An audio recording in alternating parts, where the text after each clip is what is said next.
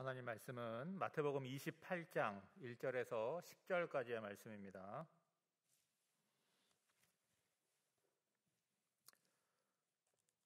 마태복음 28장 1절에서 10절까지의 말씀 봉독하겠습니다. 안식일이 다 지나고 안식 후 첫날이 되려는 새벽에 막달라 마리아와 다른 마리아가 무덤을 보려고 갔더니 큰 지진이 나며 주의 천사가 하늘로부터 내려와 돌을 굴려내고 그 위에 앉았는데 그 형상이 번개 같고 그 옷은 눈같이 희거늘 지키던 자들이 그를 무서워하여 떨며 죽은 사람과 같이 되었더라. 천사가 여자들에게 말하여 이르되 너희는 무서워하지 말라. 십자가에 못 박히신 예수를 너희가 찾는 줄을 내가 아노라. 그가 여기 계시지 않고 그가 말씀하시던 대로 살아나셨느니라. 와서 그가 누우셨던 곳을 보라. 또 빨리 가서 그의 제자들에게 이르되 그가 죽은 자 가운데서 살아나셨고 너희보다 먼저 갈릴리로 가시나니 거기서 너희가 배우리라 하라. 보라, 내가 너에게 일렀느니라 하거늘 그 여자들이 무서움과 큰 기쁨으로 빨리 무덤을 떠나 제자들에게 알리려고 다름질할세. 예수께서 그들을 만나 이르시되 평안하냐 하시거늘 여자들이 나아가 그 발을 붙잡고 경배하니 이에 예수께서 이르시되 무서워하지 말라. 가서 내 형제들에게 갈릴리로 가라 하라. 거기서 나를 보리라 하시니라. 아멘.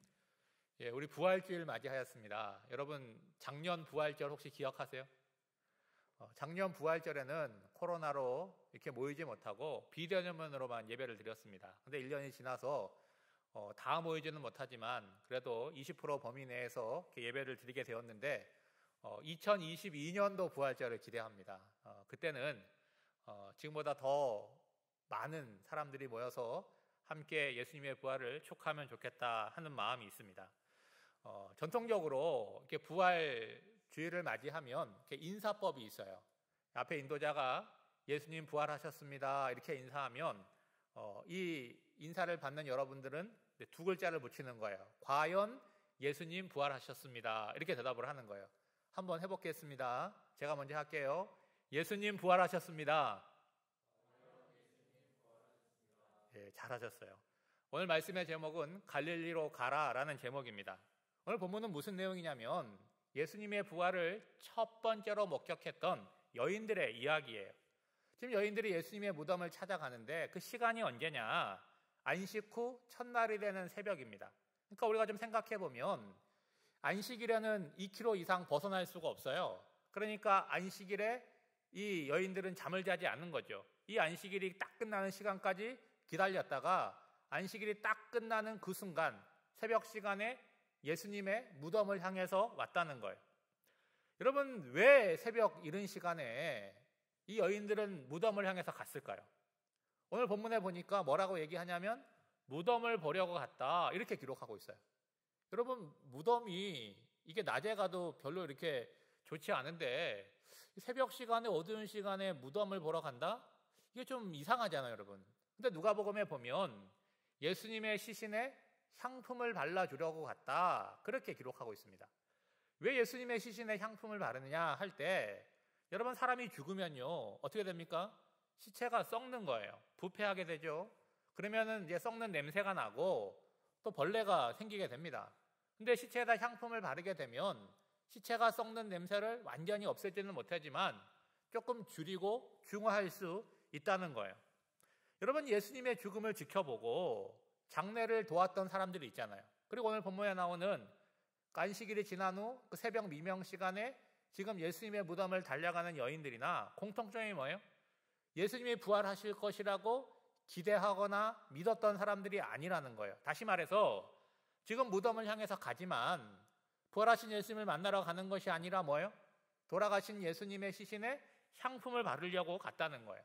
오히려 여러분 성경을 보시면 예수님을 십자가에 못 박아 죽였던 대제사장들을 비롯한 종교 지도자들은요 예수님께서 사흘 만에 다시 살아나신다라고 하는 그 이야기를 들어서 알고 있었어요. 물론 믿지는 않았습니다. 그러니까 어떤 조치를 취한 거예요? 예수님의 무덤을 커다란 돌로 막아놓고 임봉을 친 거예요. 임봉을 쳤다는 거는 도장을 찍어 놓은 거예요. 그게 찢어지거나 그러면 문제가 생기는 거죠. 그리고 경비병들을 세워가지고 굳게 지키게 했다는 거예요. 근데 여러분 한번 생각을 해보세요. 지금 예수님의 제자들이 예수님의 시신을 가지러 올 만큼 용기 있는 사람들입니까? 아니잖아요. 그러니까 제가 혼자서 곰곰이 생각해 보니까 이 종교 지도자들이 생각할 때에 혹시라도 만에 하나라도 예수님께서 다시 살아나신다면 어떻게 하겠다는 거예요? 무덤 입구를 철저히 막아서 무덤 밖으로 나오지 못하게 조치를 취한 것이 아닌가라는 생각을 하게 되는 거죠. 그러면 여러분, 지금 이 새벽 시간에 예수님의 무덤을 찾아오는 여인들은 좀 무모하다고 할 수 있잖아요. 왜냐하면 여러분, 예수님의 무덤이 돌로 막혀 있고 그리고 경비병들이 굳게 지키고 있다라고 한다면 무덤에 가본들 아무런 소용이 없잖아요. 근데 여러분, 우리가 이렇게 살다 보면요, 때로는 계산하지 않고 무모하게 행동할 때가 있습니다. 여러분 혹시 있으세요? 언제 그렇죠? 내가 누군가를요 정말 좋아하면요 이게 아까운 게 없고 계산하지 않고 좀 무모하게 행동을 하게 됩니다. 여러분, 이 여인들이 예수님께 받은 은혜와 사랑이 있어요. 예수님 이미 돌아가셨지만 무엇으로라도 그것을 좀 갚고 싶은 거예요. 그러니까 계산하지 않습니다. 그리고 뭐 하는 거예요? 복잡하게 생각하지 않아요. 일단 한번 가보자는 거죠. 갔더니 어떻게 되었다는 거예요? 결과적으로 예수님의 부활을 첫 번째로 목격하는 기쁨과 영광의 주인공이 되었다는 거예요. 여러분, 우리가 부활주의를 맞이하였는데 이게 복음서를 쭉 읽어보시면 이 복음서를 기록한 저자들이 예수님의 부활을 우리가 이해할 수 있도록 설명하거나 설득하고 있지 않다는 거예요. 무슨 얘기인지 아시죠? 여러분, 예수님이 태어나시고 성장하시고 공생애를 사시고 또 재판을 받으시고 고난을 받고 십자가에 죽으시는 이런 모든 사건들이 여러분 설명하려고 하지 않고 그냥 있는 그대로 전하고 있지 않습니까? 오늘 부활 사건도 마찬가지라는 거예요. 이거를 뭐 설명해서 되는 일이 아니잖아요. 예수님이 부활하셨더라, 처음 무덤에 간 여자들이 보았더라, 제자들을 만났더라, 이런 이야기를 얘기하고 있는 거예요. 여러분, 우리가 부활을 믿는 것도 중요하지만 누군가에게 부활을 이해시키고 설득할 수 있다는 생각을 버리셔야 돼요. 왜냐하면 예수님의 부활은 역사적인 사건임에 틀림이 없지만 이거는 신비에 속한 사건이라는 거죠. 여러분, 부활만 그런 것이 아닙니다. 우리가 살아가는 삶 가운데 생각하면 신비하고 신기한 것들이 많아요. 여러분, 한번 제가 예를 들어 보겠습니다. 여러분, 남녀가 만나서 결혼을 하죠. 그렇죠? 그리고 이제 임신을 하고 아이를 낳습니다. 우리 문 목사님이 이제 7월에 아기를 낳게 될 텐데 여러분이 다 그렇게 태어나서 지금 오늘 이렇게 청년이 된 거 아니겠어요? 우리는 자연스럽게 받아들이지만 한번 깊이 생각해 보세요. 어떻게 사랑하게 되는 것이며 어떻게 임신이 되는 것이며 어떻게 아이가 태어나는 것이며 어떻게 이렇게 자라나고 있느냐 하는 거예요. 생각하면 생각할수록 어때요? 참으로 신기하고 오묘하고 신비하다는 것입니다. 그뿐이 아니에요. 여러분, 머리카락 잘라내면 잘하잖아요. 그렇죠? 그러니까 마음 놓고 머리를 어떻게 해요? 커트하는 거 아니겠어요? 근데 머리를 잘랐는데 누구는 잘하고 누구는 안 잘하고 그럼 이상하잖아요. 여러분, 손톱 자를 때, 발톱 자를 때 어느 때 바싹 잘라가지고 아플 때 있죠. 근데 계속 그 상태면 어떻게 살겠습니까? 우리가 기다리죠. 좀 있으면 자라는 거예요. 어딘가 부딪혀서 멍이 들고 찢어져요. 그러면 그 상태로 있으면요, 우리는 온통 상처투성일 거예요. 근데 어때요? 잊어버리잖아요. 멍들었던 게 다 풀리게 되고 어느 날 보면 상처에 있었던 자리를 발견할 수가 없어요. 어떻게 이렇게 되는 것입니까? 다 생각하면 생각할수록 어때요? 신기한 것이고 신비롭다는 거예요. 근데 우리가 늘상 그런 것을 반복해서 경험하니까 그냥 어때요? 당연한 것으로 여기고 살아가는 거예요. 그런데 여러분, 이 부활이라고 하는 것은요, 죽음과 더불어서 우리가 일상의 삶에서 경험할 수 있는 범주에서 벗어나는 거예요. 그래서 죽음이라고 하는 거는요, 우리 가까운 우리 할아버지 할머니, 우리 주변에 있는 사람이 죽는 것을 간접적으로 경험하기를 합니다. 그런데 나의 죽음을 경험할 수가 없잖아요. 내 죽음을 내가 경험했다는 건 뭐예요? 그게 끝나는 거잖아요. 그러니까 죽음조차도 제대로 이해할 수 없는 우리들이 부활을 이해한다? 부활을 깨닫는다? 이거 참 놀라운 거라고 하는 것이죠. 그러니까 우리가 부활을 이해하려고 하는 것이 아니라 오늘 성경이 부활에 대해서 증언하는 바를 어때요? 그냥 믿음으로 수용하고 받아들이고 믿는다라고 하는 것이죠. 오늘 본문도 마찬가지예요. 부활을 우리에게 설명하지 않습니다. 예수님의 부활을 처음으로 목격한 여인들의 이야기를 소개하고 있을 뿐이라고 하는 거예요. 그리고 부활로 일어난 두 가지 결과를 오늘 본문은 우리에게 말씀하고 있는 거죠. 여러분, 예수님께서 십자가에 죽으신 것을 본 사람들이 있을 거 아니에요, 그렇죠? 그리고 무덤에 들어가는 걸 본 사람들이 있겠죠. 그러면 그 사람들에게 예수님이 부활하셨다는 것을 알게 하려면 어떻게 해야 돼요? 말로 설명이 안 되는 거잖아요. 방법은 딱 한 가지밖에 없는 거예요. 뭐죠? 부활하신 예수님께서 나타나서 나 살았다, 나 이렇게 다니지 않느냐 보여주는 것밖에 없다는 거예요. 여러분, 20세기의 위대한 선교사요, 인도의 성자라고 불렸던 스탠리 존스 선교사님이라는 분이 계세요. 여러분, 인도라고 하는 나라가 종교가 뭐죠? 힌두교와 이슬람이에요. 그런데 이 선교사님이 열심히 선교를 하는데 한 번은 이슬람을 믿는 사람이 찾아왔다는 거예요. 그리고 선교사님에게 뭐라고 얘기하냐면, 선교사님에게 없는 것을 우리는 가지고 있습니다. 우리 성지인 메디나에 가면 마호멧의 시신이 담겨있는 관을 볼 수가 있습니다.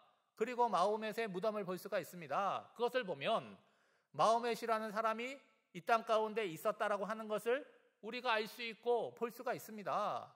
그런데 선교사님이 믿는 예수님의 무덤은 예루살렘에 있습니까? 그 무덤은 비어있다고 하는데 맞습니까? 그때 선교사님이 그 얘기를 다 들었어요. 그래서 뭐라고 얘기를 하냐면, 당신이 하는 말이 다 맞습니다. 그런데 우리가 믿는 기독교가 당신이 믿는 이슬람과 다른 점이 있습니다. 그것은 부활하신 예수님을 우리는 믿는 것입니다. 예수님이 부활하셨기 때문에 예수님의 무덤은 비어 있는 것입니다. 여러분, 다른 모든 종교를 한번 생각해 보세요. 이미 돌아가시고 끝난 분들을 추앙하고 높이고 믿고 있어요. 근데 우리가 믿는 예수님은 어떤 분이세요? 십자가에 죽고 장사되고 끝난 분이 아니잖아요. 오늘 우리가 믿는 분은 어떤 분이에요? 오늘 살아서 역사하시고 우리와 함께 동행하시고 언젠가 이 땅에 다시 오셔서 우리를 심판하시고 우리를 천국으로 데려가실 그 살아계신 예수님을 믿는다는 거예요. 여러분, 초등학교 다닐 때 소풍 어디로 가셨어요?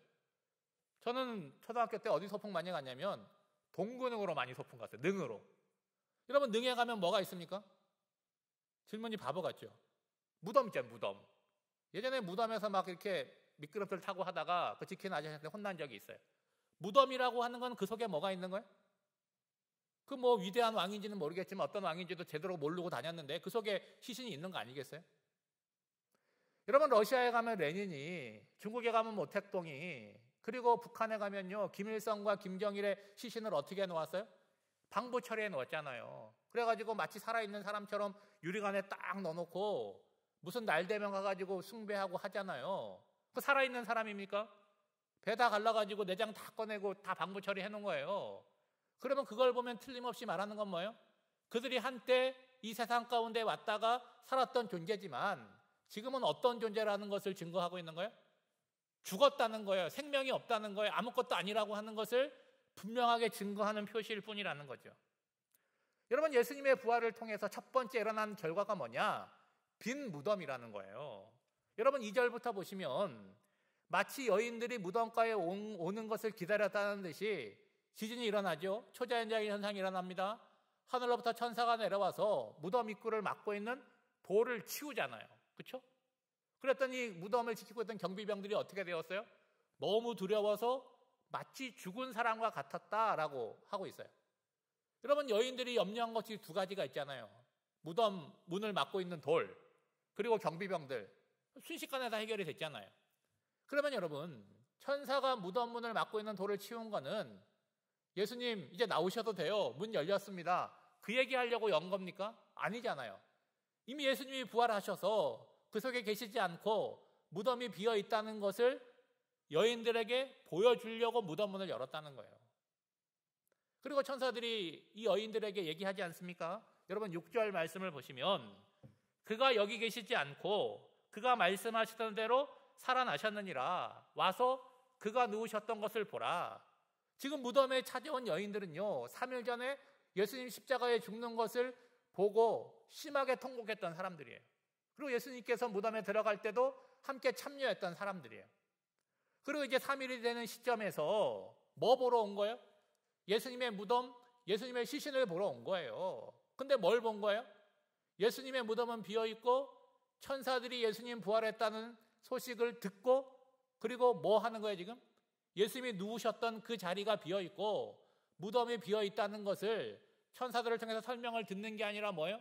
자기 눈으로 지금 목격하고 있고 보고 있다는 거예요. 여러분, 예수님의 이 부활 사건은요, 예수님을 통해서 미리 여러 번 예고된 사건입니다. 여러분, 마태복음 16장을 보시면 예수님께서 빌립보 가이사랴 지방에서 제자들에게 물으시잖아요. 너희들은 나를 누구라고 생각하느냐? 그때 베드로가 주는 그리스도시요 살아계신 하나님의 아들이십니다. 위대한 고백을 해요. 그 고백이 끝나자마자 비로소 예수님께서 장차당할 고난과 십자가 죽음과 부활에 대해서 예고하기 시작하는 거예요. 여러분, 마태복음 16장 21절 말씀입니다. 이게 첫 번째 순환 예고인데, 이때로부터 예수 그리스도께서 자기가 예루살렘에 올라가 장로들과 대제사장들과 서기관들에게 많은 고난을 받고 죽임을 당하고 제3일에 살아나야 할 것을 제자들에게 비로소 나타내시니, 여러분, 이 16장 21절 말씀 그대로 어떻게 됐어요? 다 이루어졌잖아요. 여러분, 예수님의 순환 예고가 제자들만 알고 있는 비밀스러운 이야기가 아니에요. 오늘 보면 바로 앞장인 마태복음 27장에 보면 여러분, 예수님을 죽이는데 앞장섰던 대제사장들과 바리새인들이 총독 빌라도를 만나서 전하는 말이 나와요. 마태복음 27장 63절입니다. 주여, 여기서 주여는 누구예요? 예수님이 아니고 빌라도를 가리키는 거예요. 주여, 저 속이던 자는 누구예요? 예수님을 가리키는 거예요. 저 속이던 자가 살아있을 때에 말하되 내가 사흘 후에 다시 살아나리라 한 것을 우리가 기억하노니.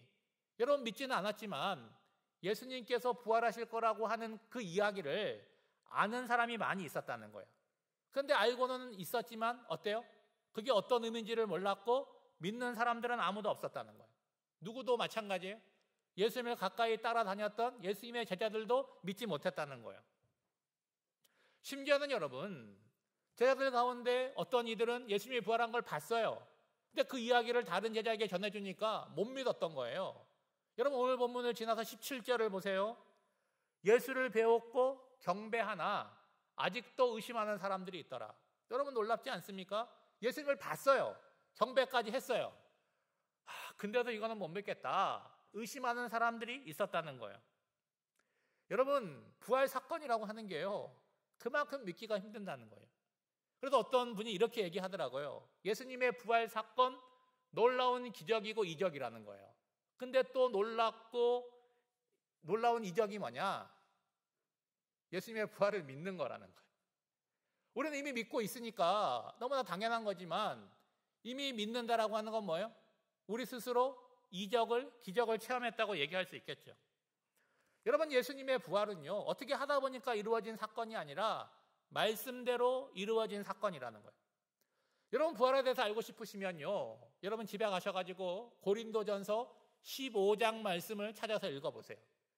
여러분, 바울이요, 예수님의 부활을 잘 논리적으로 설명해 놓은 것이 고린도전서 15장이에요. 일명 부활장입니다. 거기에 보면 이런 내용이 있어요. 15장 3절 4절이에요. 내가 받은 것을 먼저 너희에게 전하였노니, 그 다음에 뭐라고 나옵니까? 이는 뭐대로요?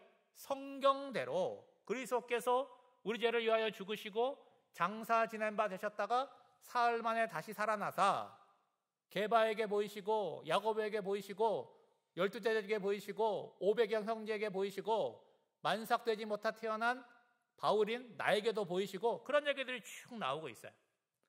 여러분, 성경을 봐야 되는 이유가 뭐냐? 예수님의 탄생, 예수님의 성장, 공생애, 그리고 예루살렘 입성, 재판, 고난, 십자가의 죽음, 그리고 부활, 그리고 장차 이루어지게 될 재림까지도 이미 구약 성경에 다 예언이 되어 있고, 우리 예수님을 통해서도 또 예고가 되어 있는 사건들이 어떻게 해요? 말씀대로 하나하나 이루어지고 있다라고 하는 것을 우리가 깨닫게 되는 거죠.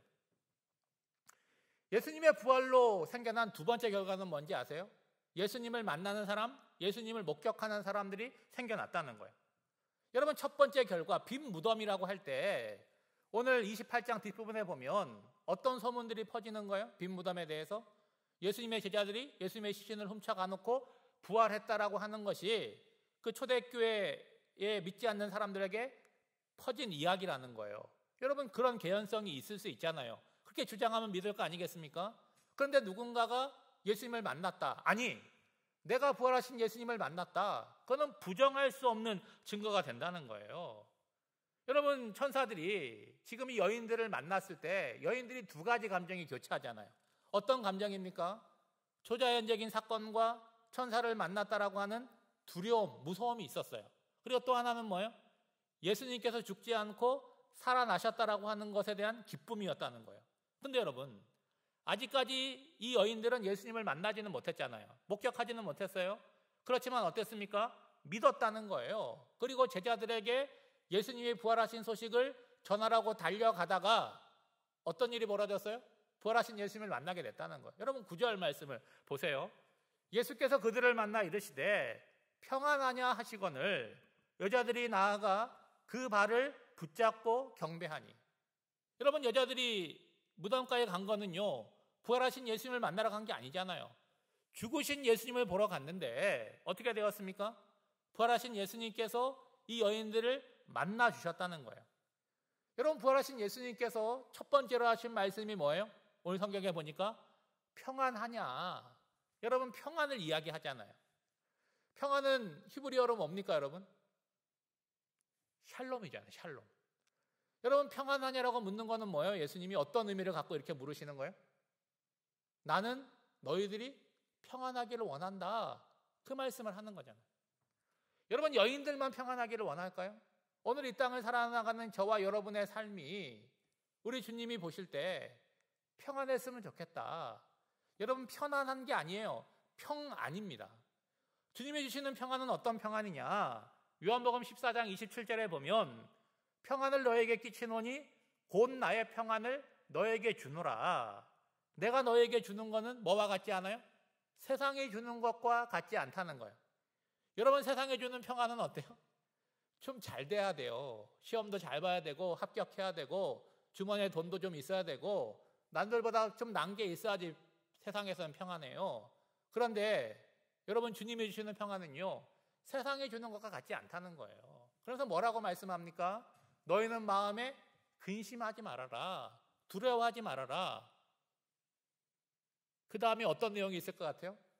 내가 있다. 그 말씀을 하는 거죠. 여러분, 평안하지 못한 세상을 살아나가는데 주님이 주시는 평안을 누리려고 한다면 여러분 어떻게 하면 될까요? 요한복음 14장 1절에 나와요. 하나님을 믿으니 또 나를 믿으라. 예수님을 믿으라 라고 요구하시죠. 여러분, 여인들은요, 부활하신 예수님의 발을 붙들고 경배해요. 이게 어떤 의미가 있습니까? 예수님의 부활이 영적인 부활이 아니라 실제로 만질 수 있고 터치할 수 있는 그런 육체적인 부활이라고 하는 것을 여인들의 행위를 통해서 알려주는 거죠. 근데 여러분, 부활의 첫 번째 증인이 된 여인들에게 천사들이 전해주는 말, 그리고 부활하신 예수님이 전해주는 말 중에 공통적인 말이 있어요. 먼저 여러분, 7절 중반을 보시면 천사들이 전해주는 말이 나오죠. 뭐라고 나옵니까? 너희보다 먼저 갈릴리로 가시나니. 누가 그렇게 가신다는 거예요? 예수님이 가신다는 거예요. 거기서 너희가 배우리라. 천사들이 전해준 말이에요. 그리고 또 여러분 10절 중반에 보면 예수님께서 여인들에게 지자들에게 가서 전해주라고 하는 말씀이 있죠. 뭡니까? 가서 내 형제들에게 갈릴리로 가라 하라. 거기서 나를 보리라 하시니라. 여러분 잘 들으세요. 여기서부터 이제 중요한 거예요. 지금 예수님이 부활하신 장소는 어디입니까? 예루살렘이잖아요. 그렇죠? 그러면 여러분, 지금 예수님을 배신한 제자들, 예수님을 버리고 도망간 제자들은 다 어디 있을까요? 다 예루살렘 그 근방 어딘가에 있는 거예요. 여러분, 예수님은 갈릴리에서 공생애를 시작하셔서 3년 만에 예루살렘에 입성하시고 십자가에 죽으신 거예요. 그런데 왜 예루살렘에서 만나지 않고 제자들에게 전하라고 하는 말이 뭐예요? 갈릴리에서 만나자. 거기로 와라. 이렇게 전하고 있으신 겁니까? 여러분, 예수님을 무고하게 죽인 종교 지도자들, 그리고 빌라도 총독 어디 있어요 지금? 다 예루살렘에 있어요. 그렇지 않습니까? 그들이 예수님을 죽여놓고 지금 어때요? 자기들이 원하는 바를 이루었으니까 승리에 도취되어 있어요. 그럼 부활하신 예수님이 갈릴리로 갈 것이 아니라 어디로 가셔야 돼요? 여러분 같으면 어디로 가시겠어요? 저 같으면 예루살렘으로 가겠네요. 그렇죠?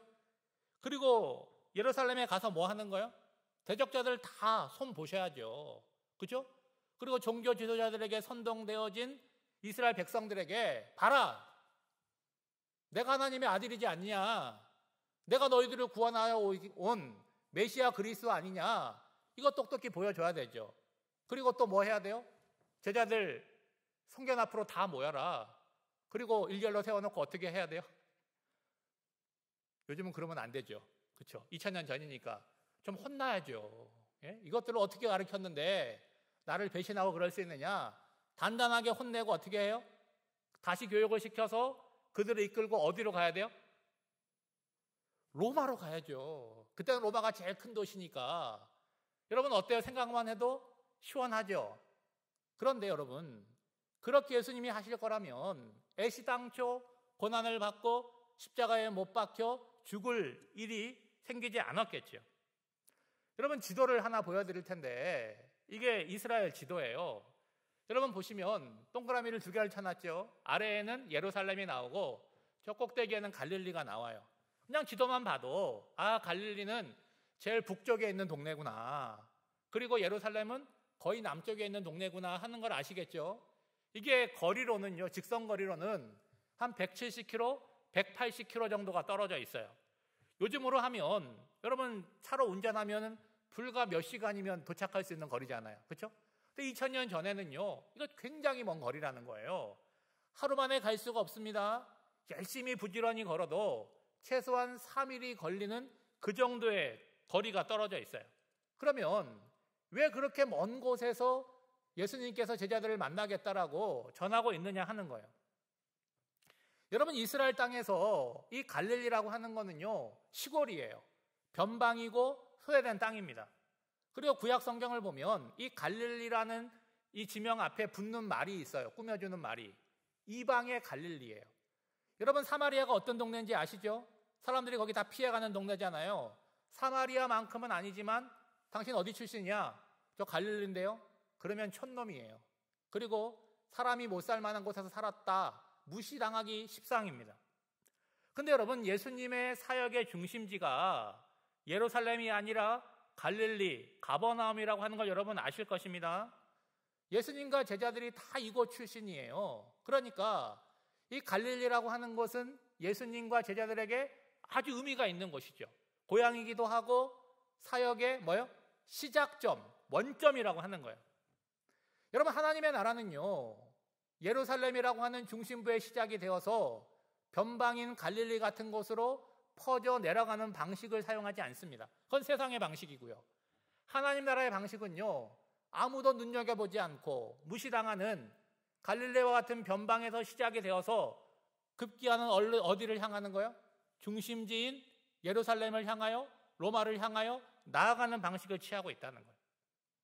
여러분 제자들이 종려주제를 맞이해서 예수님을 나귀에 태우고 예루살렘을 입성할 때 그 마음이 얼마나 감격스러웠겠습니까? 모든 것을 버려두고 예수를 따랐는데 드디어 우리가 성공했구나.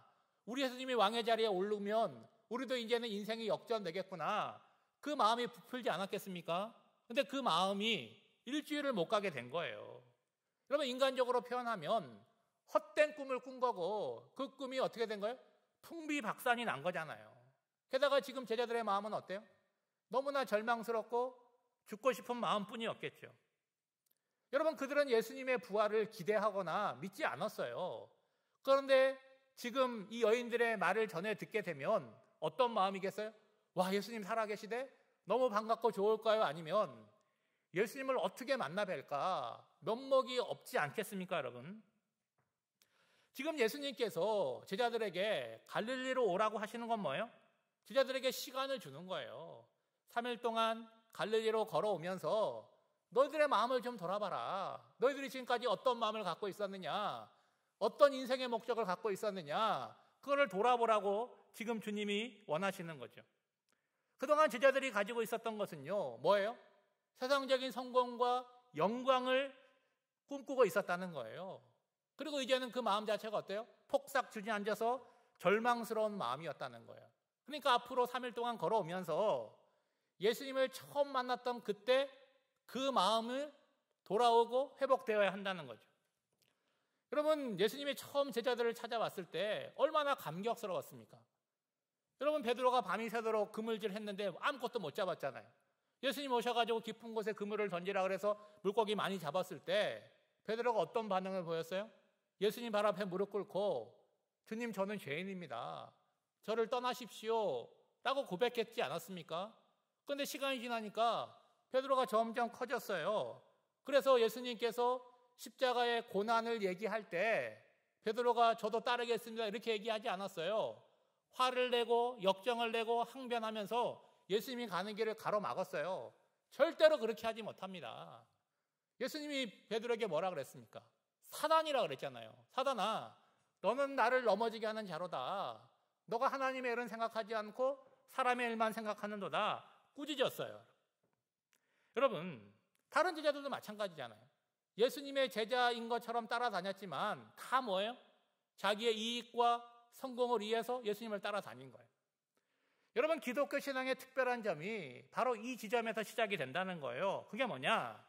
실패와 절망의 자리에서 끝나는 것이 아니라 이 자리에서 새롭게 사명과 소망으로 시작한다는 거예요.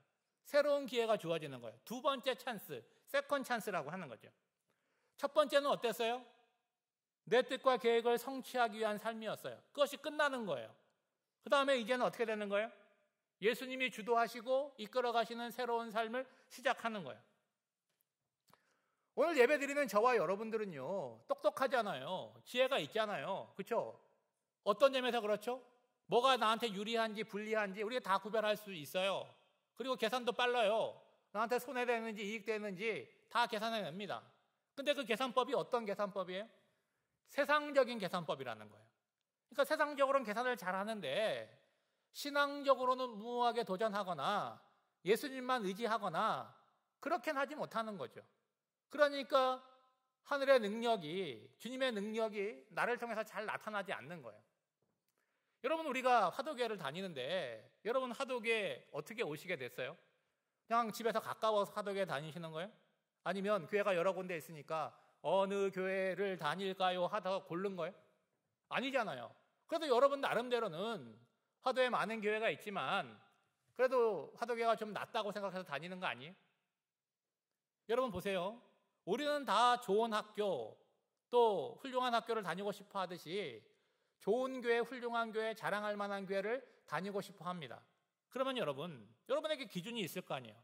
어떤 교회가 좋은 교회고 어떤 교회가 훌륭한 교회입니까? 그 기준이 뭐예요?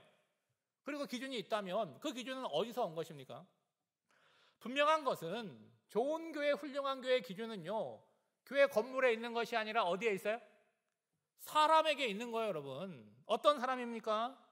교회 공동체에 속해 있는 여러분의 마음과 영혼이 예수님의 말씀이 들어와서 어떻게 되는 거예요?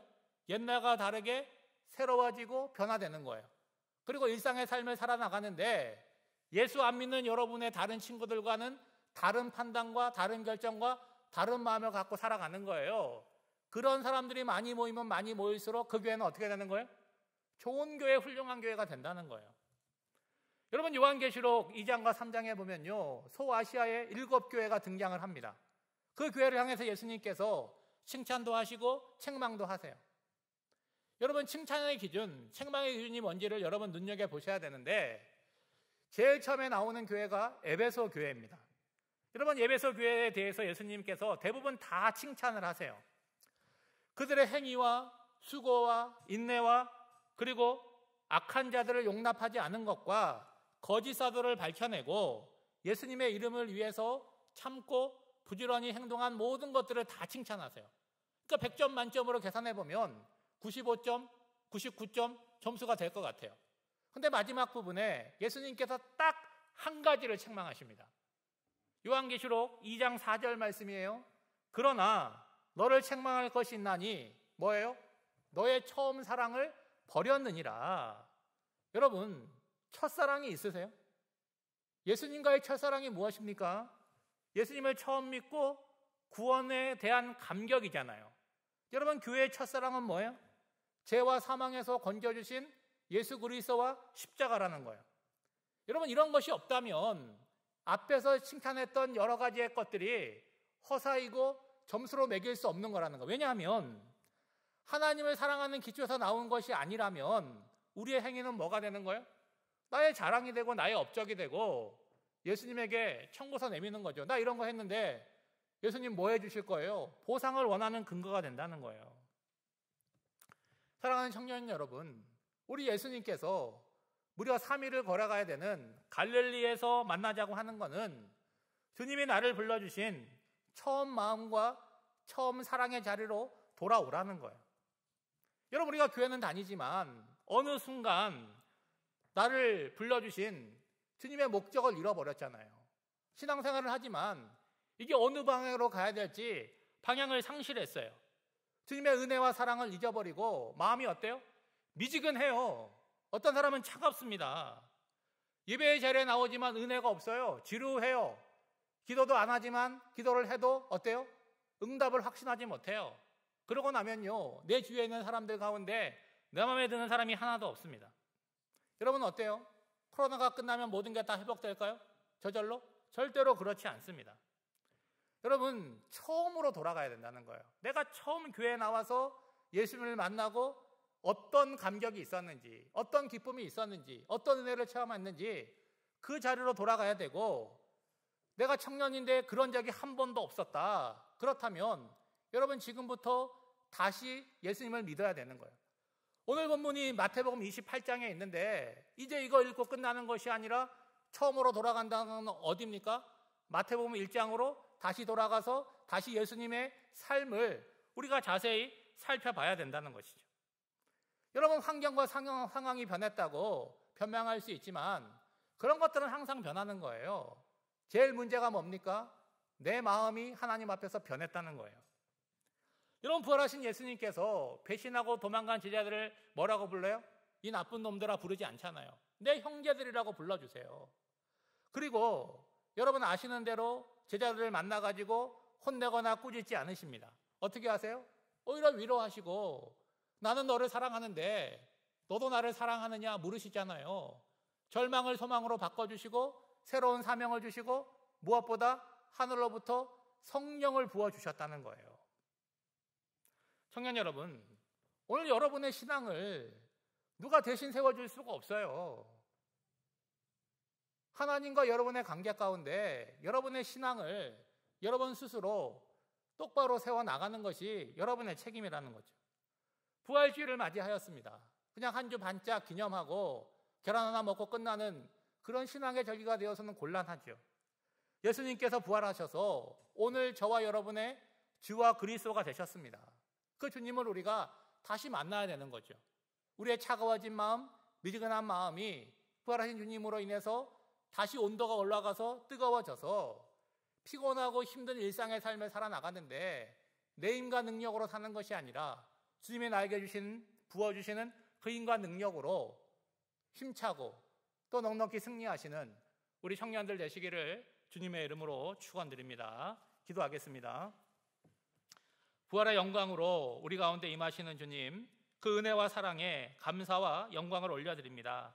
죄악 가운데 살다가 사망으로 끝낼 인생들을 구원하시고 부활의 소망을 주시니 감사드립니다. 다시 얻은 소중한 삶의 기회들을 단단히 붙잡게 해주시고 이제는 나 자신의 유익만을 위한 삶이 아니라 부활하시어 우리의 주와 그리스도가 되신 주님을 위하여 살게 하여 주시옵소서. 사망 권세를 이기시고 부활의 첫 열매가 되신 예수 그리스도의 이름으로 기도하옵나이다. 아멘.